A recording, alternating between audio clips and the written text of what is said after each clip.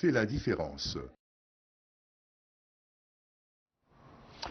Alors, après la conférence ou bien le téléphone via Zoom entre le président de l'Autorité nationale des élections avec les différents ambassadeurs et consuls partout dans le monde, nous avons fait ici le tour de Paris à Lyon, en Belgique, et maintenant on va aller à Londres. Et docteur Viviane Morous, vous êtes membre de l'Union des Égyptiens à l'étranger, comme je viens de dire, résident à Londres. Bonjour.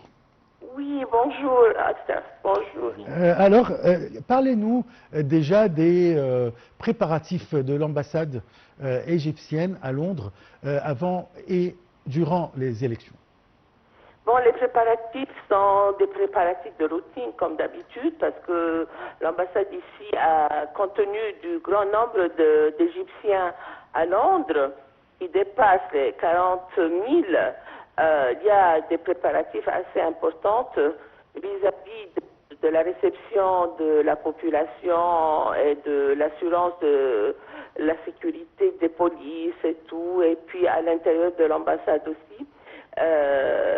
Les observateurs qui sont de l'ambassade et les urnes et tout ce qu'il faut est fait vraiment à un très grand niveau, et surtout après l'inauguration du GEM, quand on sait que la participation allait être importante, parce que les Égyptiens sont très heureux de contribuer à effectuer leurs droits démocratiques et constitutionnels pour faire des élections.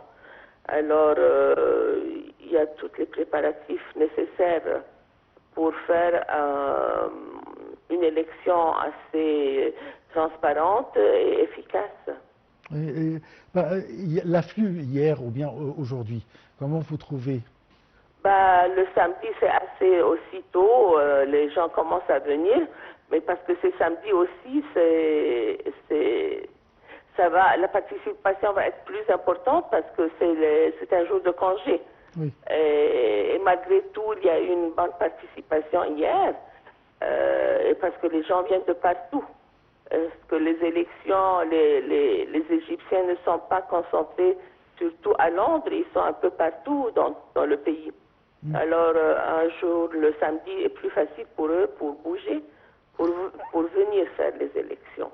La tranche d'âge des gens qui viennent voter, à votre avis, est-ce que la nouvelle génération y participe efficacement?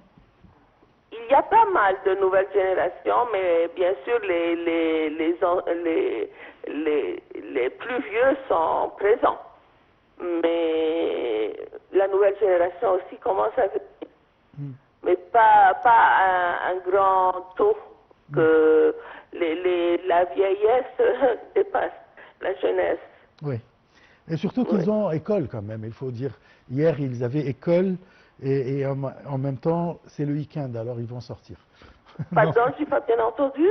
Non, j'ai dit qu'ils ont école ou bien... Tout à fait. Oui, voilà. Tout à fait. École et travail aussi, parce qu'il y a beaucoup de retraités aussi qui sont heureux de venir.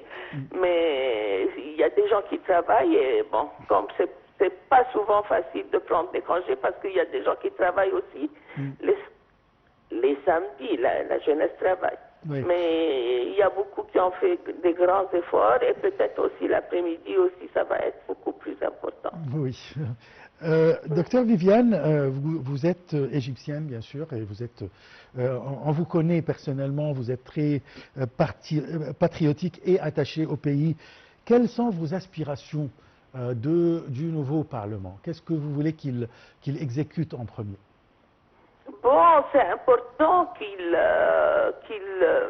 vienne entendre un peu partout, parce qu'il y a beaucoup de pays où les Égyptiens sont éparpillés. Il y a des demandes assez spéciales, surtout parce que parfois il y a quelques difficultés pour l'enregistrement des nouveau-nés, des mariages et tout ça.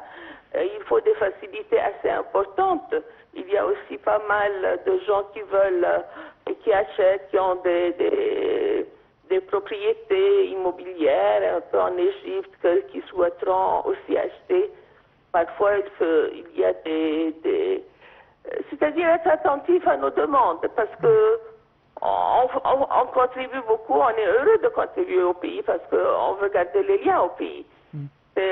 C'est une population, il y a une grande partie de la population qui est très très attachée, comme moi disons, mais bon, comme il y a beaucoup de monde qui aime le pays et qui sont attachés, ils veulent participer beaucoup dans le pays, soit à travers des achats, soit à travers des écoles d'arabe, des écoles, il y a beaucoup de demandes. Alors, il faut que la personne qui sera dans le Parlement en général, parce qu'il y aura une personne qui sera responsable des Égyptiens à l'étranger dans le Parlement, mais il y a aussi le Parlement global qui gère jour à jour problème du pays. Alors on a des inspirations vis-à-vis de nous et vis-à-vis dans le pays, puisque on va souvent, on vit là-bas, on est là-bas et ici. Alors nos demandes ne sont pas surtout, c'est-à-dire pour les Égyptiens de l'étranger et pour l'Égypte en général. Mes inspirations, c'est améliorer l'éducation d'un certain niveau, améliorer il y a beaucoup de choses, et qu'ils soient assez forts à les appliquer. Le pays a fait un développement incroyable qui est hors pair dans le monde entier. Il faut que maintenant la population, à travers les lois, les nouvelles lois que le Parlement va proposer et faire, que ça va pair à pair avec le niveau de l'Égypte qu'on est maintenant. Oui, tout à fait, c'est clair. Je vous remercie beaucoup, Dr Viviane Moreau. Je rappelle que vous êtes membre de l'Union des Égyptiens à l'étranger vivant à Londres. Oui, effectivement, chers téléspectateurs, c'est ainsi que prend fin notre couverture spéciale des élections d'aujourd'hui en langue française. Je vous remercie de votre attention et bonne suite au programme.